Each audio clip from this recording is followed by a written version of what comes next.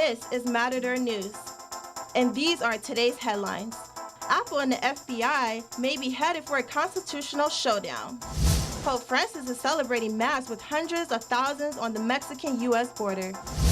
Best in Show Dog tonight in 2016 is the German Shorthair Pointer. And local dog, California Journey, won the big prize at Madison Square Garden.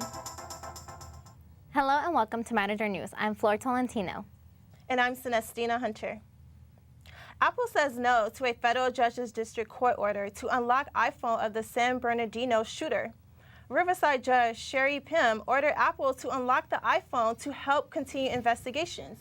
iPhone have the ability to lock and disable if a password on the phone is guessed incorrectly too many times and erase all the information on the phone. In a previous case, Apple told judges it was impossible to unlock phones on certain iOS systems. For instance, experts are saying Apple needs to create a custom code, work with the judge's orders.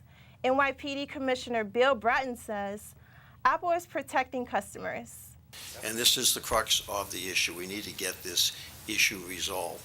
The profit motive under the guise of protecting the interests of their customers over the interests of government to protect the lives of those customers. Since Apple said no, the case is heading to a legal showdown. CSUN political science professor Nicholas Dungee is a little skeptical about how the Apple story has played out. He believes the story in any other situation would not have gone public, but that some inside information caused it to grow the way it has. I think that someone in the FBI unwittingly leaked or discussed this idea that the FBI wants the data, and that put Apple in a very bad position publicly, and this has forced Apple to protect its reputation to vigorously deny that it will give, and in fact not just deny that it will give, but appear to act on behalf of the privacy rights of its citizens. He also believes Apple has already given the necessary code to the FBI, and if they haven't, they will very soon. And now let's go to Ebony Hardiman, reporting live about the Scalia appointed controversy from the Sundown Newsroom. Thank you, Sanestina. I'm here with CSUN Journalism Professor Elizabeth Blakey.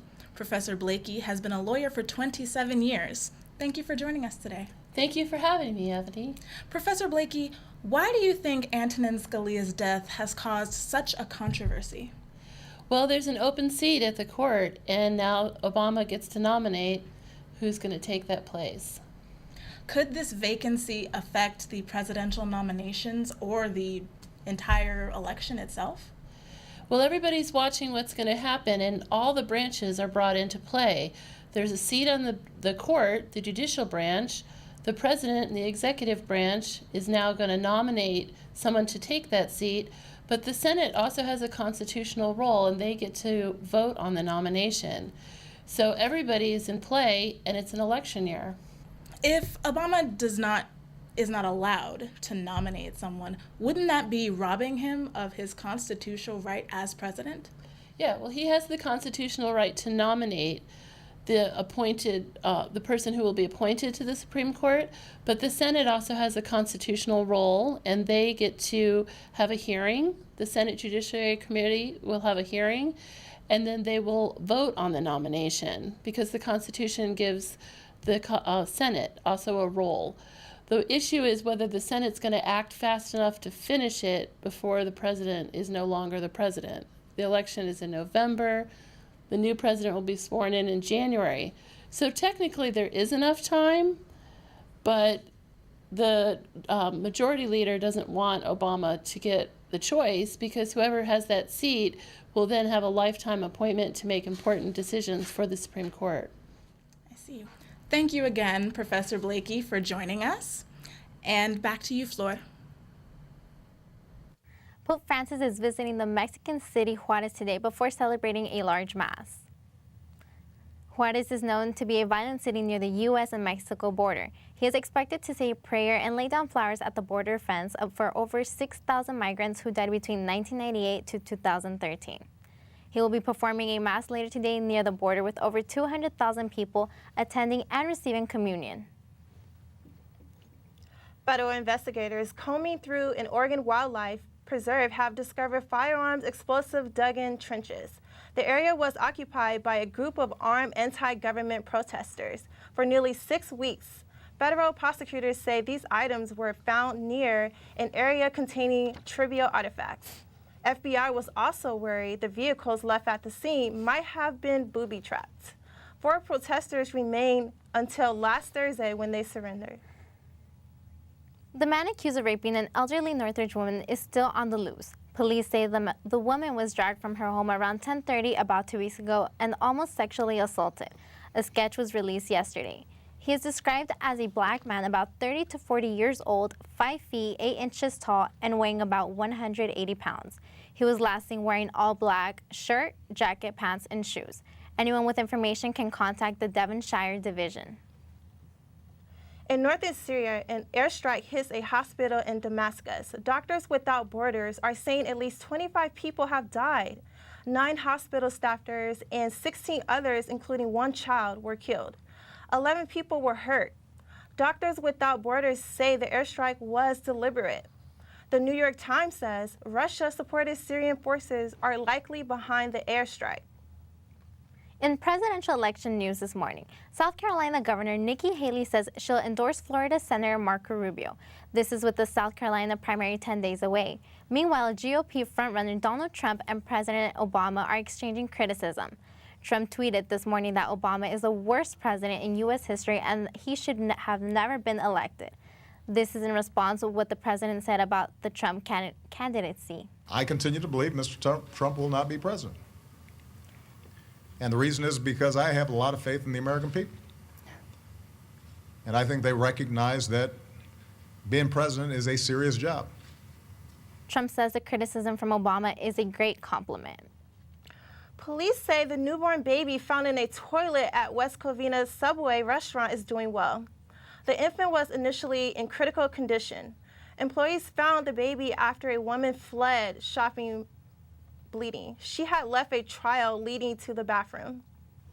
Police say the suspect homeless mother, 38-year-old Mary Trinidad, has been arrested. Traffic deaths in the U.S. increased 8% from 2014 to 2015. The National Society Council reported 33,000 road deaths and 4.5 million injuries. The council says Americans take their safety on the roadways for granted.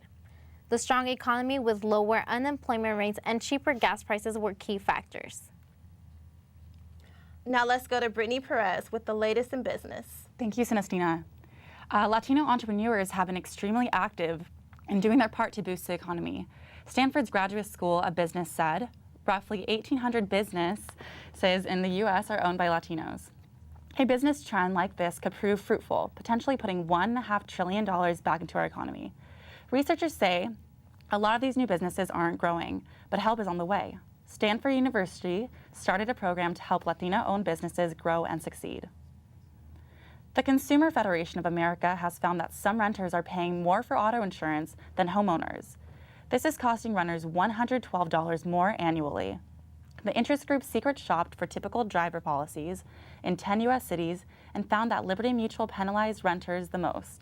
The chief actuary for the Insurance Information Institute, Jim Lynch, says it's justifiable that renters would pay more. He says his data shows renters usually file more claims due to renters parking in crowded surface lots. The CFA says a good driver is a good driver whether they own a home or not. Now here's Eric Kaback with the latest in health. British nutrition advocates Action on Sugar say Starbucks flavored drinks can contain up to 25 teaspoons of sugar per serving. That is 3 times the amount of sugar in 1 can of Coke and more than 3 times the maximum adult daily intake recommended by the American Heart Association. Action on Sugar analyzed 131 hot drinks, including flavored lattes, chai teas, mocha coffees, and mulled fruit drinks.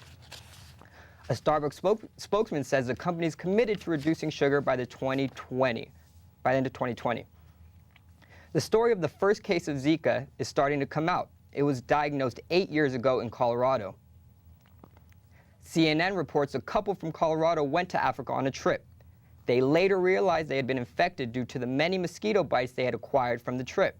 The illness began with a rash and headaches, then it turned into joint pain and swelling. After many clues, they soon discovered the virus they had brought back to Colorado was called Zika. Now, 8 years later, scientists all over the world are trying to learn about the Zika virus. Now we take it to the newsroom with Jackie Wawee on ways to fight stress. If you're looking for a mini escape from campus life, you may want to check out the Oasis Wellness Center. CSUN student Elena Williams says she's visited the facility 6 times.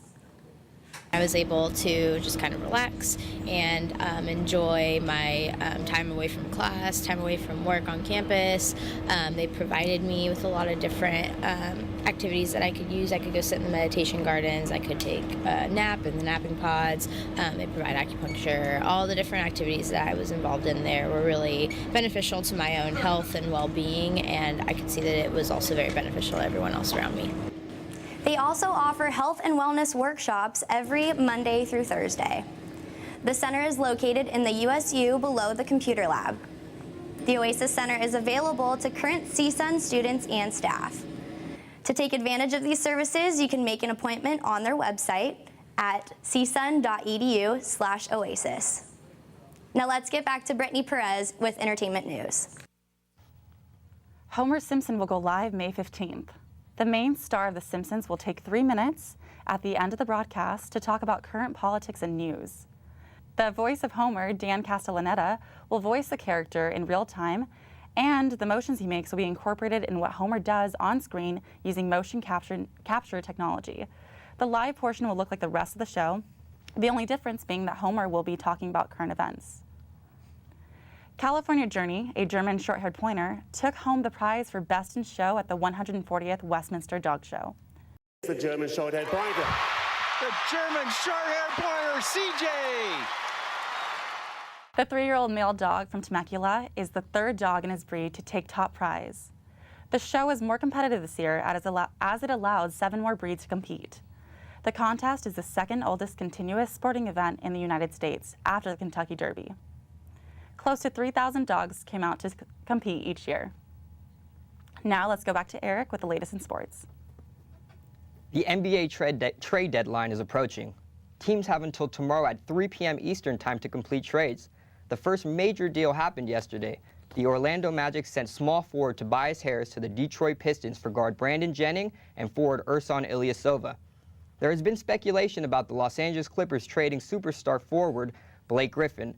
President of Basketball Operations Doc Rivers continues to tell the media that the team has no intention of trading their all-star big man. The Kings are in the midst of their Grammy road trip and stopped by our nation's capital last night as the 2 first-place teams matched up.